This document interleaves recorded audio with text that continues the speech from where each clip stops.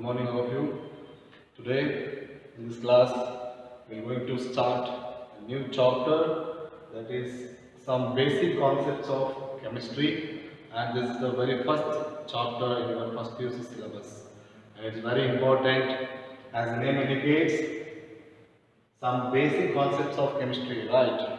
This chapter completely involves basic concepts which are related to the remaining all the chapters of chemistry, and after studying this chapter you can able to apply the concepts of this chapter in different concepts in different chapters, right? So that's why we have to study this chapter very carefully, so it's very important. And for your examination from this chapter, 8 marks will be allotted. In these 8 marks, 1 marks for one question and 2 marks for one question and 5 marks for one question will be there in your examination. And total weightage of marks from this chapter for your examination is 8, and it has a 9-hour syllabus. As I hope you understood. Let's start with the definition of chemistry.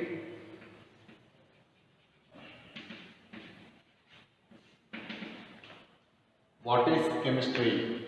As of course, it's a branch of science, deals with the study of composition and structure and properties of matter. That is the definition. Study of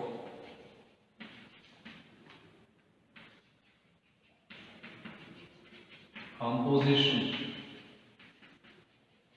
structure and properties of matter. Right.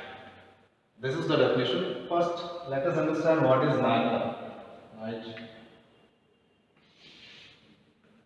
What do you mean by matter? Matter means anything which is present in our surroundings, which has some mass and occupies some space.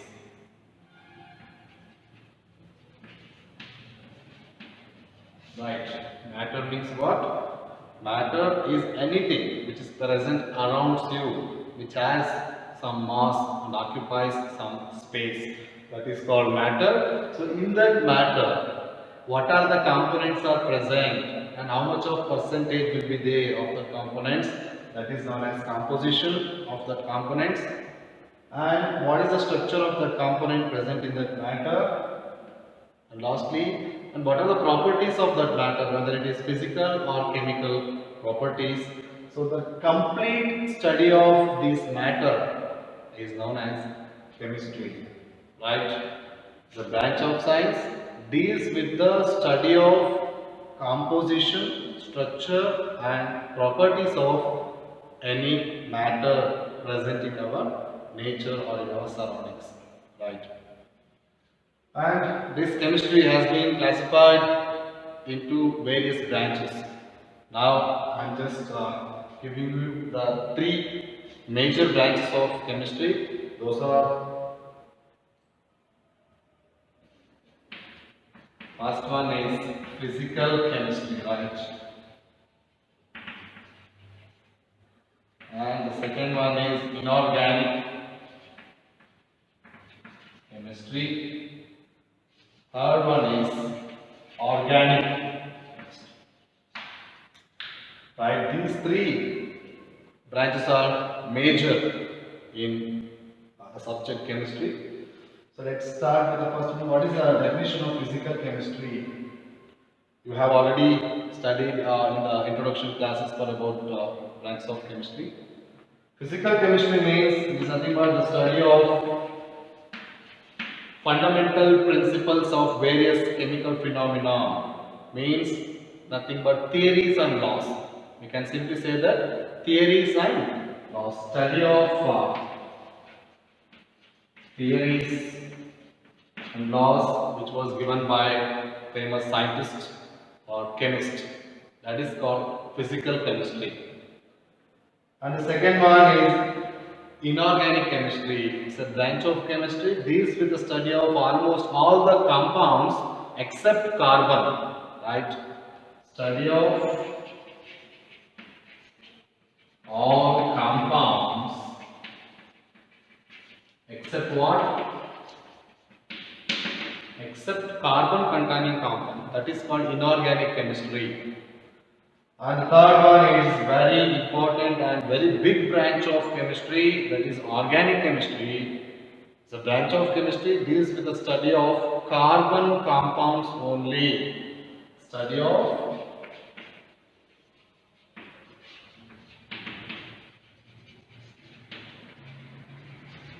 that is the definition. Branch of chemistry deals with the study of what? Carbon compounds. Is known as organic chemistry, and these three are the major branches of chemistry, and in addition to these some other branches are there, and one more branch is there, that is biochemistry, right? Biochemistry is the study of biomolecules. Biomolecules means what? Carbohydrates, proteins, lipids, vitamins, nucleic acids, like this. The study of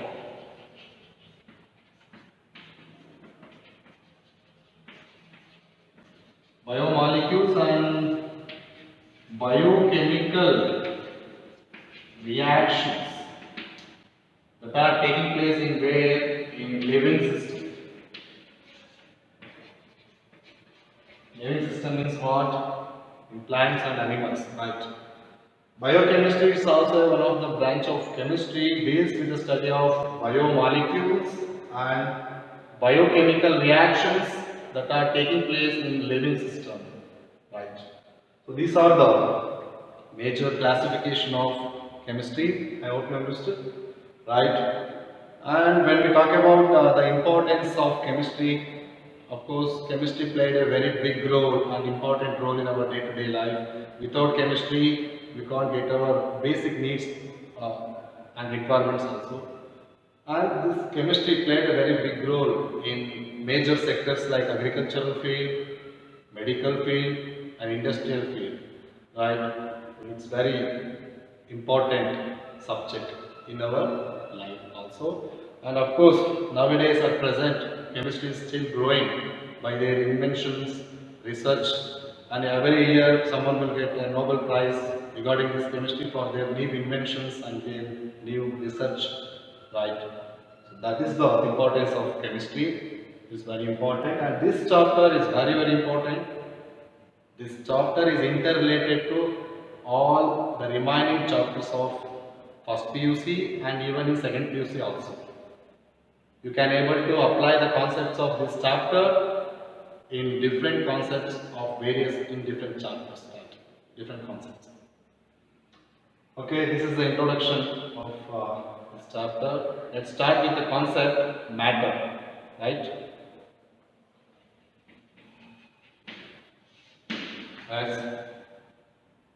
Let's start with the concept, that is matter. Nature of matter, right? First, let us understand what is matter. I already told you a few minutes back. Matter is nothing but it is anything which is present around you, anything which has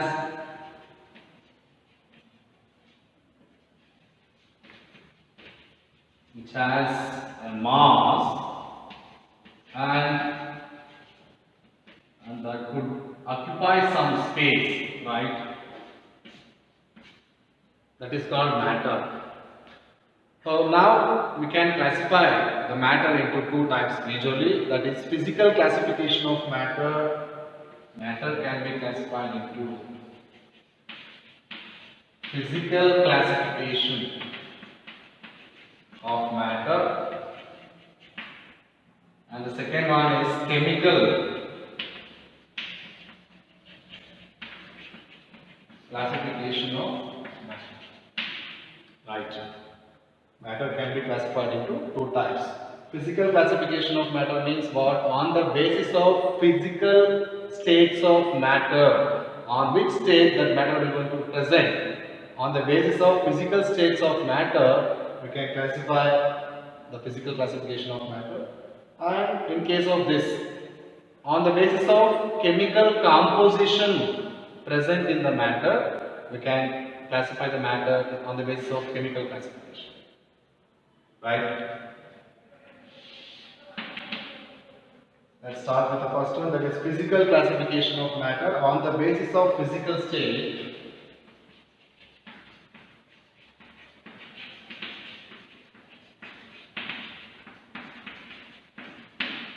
On the basis of physical state, matter can be classified into three types. That is solid state. Second one is liquid state. The third one is gaseous state. Right. Solid states of matter represent what? In the state of solid, this solid has a definite mass and it has also definite volume. It has definite mass, and it has also definite volume in shape. How the particles of solid are closely packed. That means the particles of solid are fixed in a definite position. So that's why it has a definite shape and it has definite volume. Right? These are the particles. Right? Particles of solid present at a definite position. Definite position means fixed position. They can't move itself.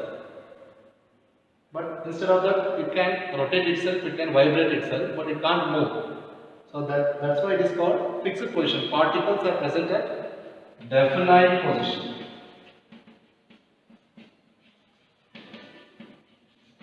So because of this reason, this solid state of matter has definite mass, definite volume and definite shape, and generally they are hard in nature, hard and rigid.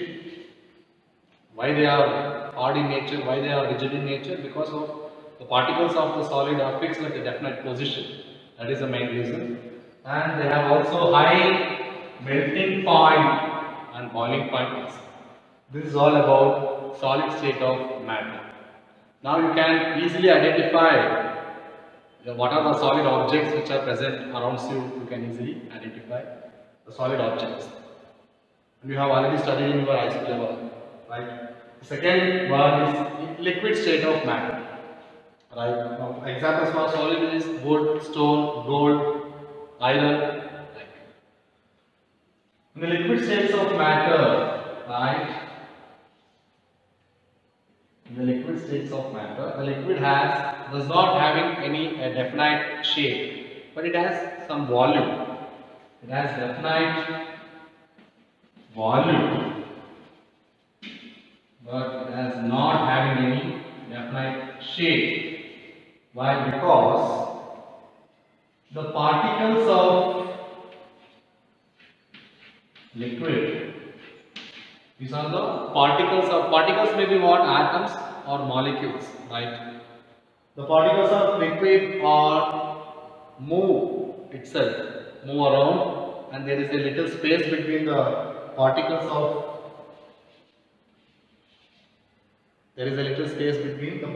liquid. They can move around. So that's why the liquid has a property called fluidity. Fluidity means ability to flow. The liquid has a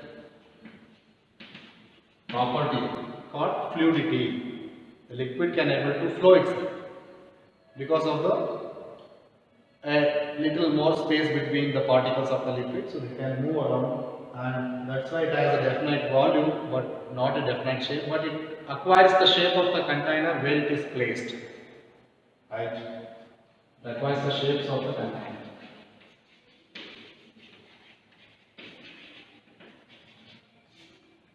For example for liquid, water, oil, alcohol.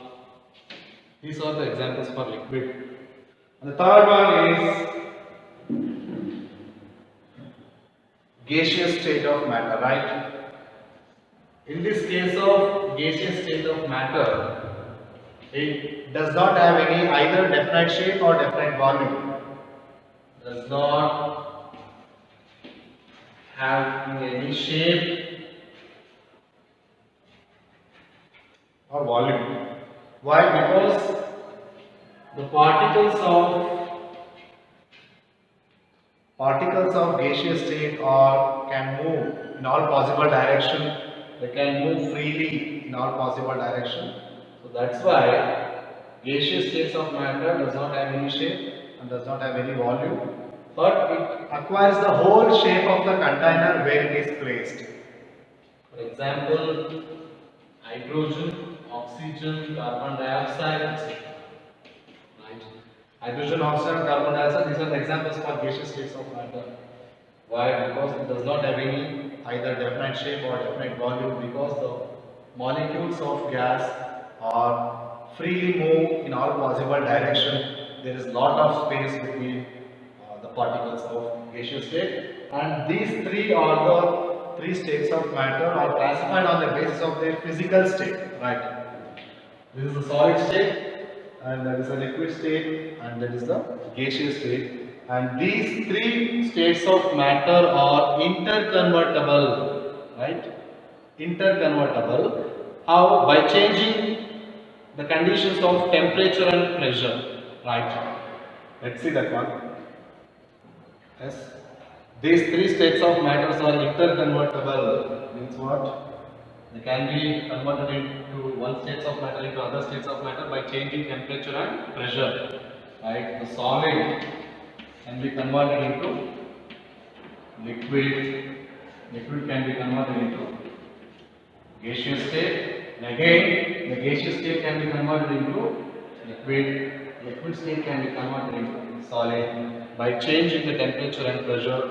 Of course, when solid can heat, when temperature is applied to solid, definitely we convert it into liquid. That process is called melting, right? The process of conversion of solid into liquid called as melting. And again, if you want to convert the liquid into gas, you have to apply the temperature. That means heat. If you heat the liquid, that converts into gas. The process of conversion of liquid into gas is called evaporation, right? And again, you can, if you have a gaseous state, you can convert it into liquid by applying pressure and decreasing the temperature, right? Cool. You have to cool that gaseous molecule. Compress by applying pressure. The gas can be converted into liquid. The process of conversion of gaseous state into liquid state is known as condensation. Right. Again, you can convert the liquid into solid state by applying external pressure, more and more pressure by decreasing temperature, or we can say that cooling. So the process of conversion of liquid into solid, that is called crystallization or solidification. Right? These are the simple process, simple physical methods convert from one state of matter into other states of matter. And one more is there, if you want to convert the solid state of matter into gaseous state of matter directly, the conversion of solid state of matter into gaseous states of matter directly, the process is called sublimation, right?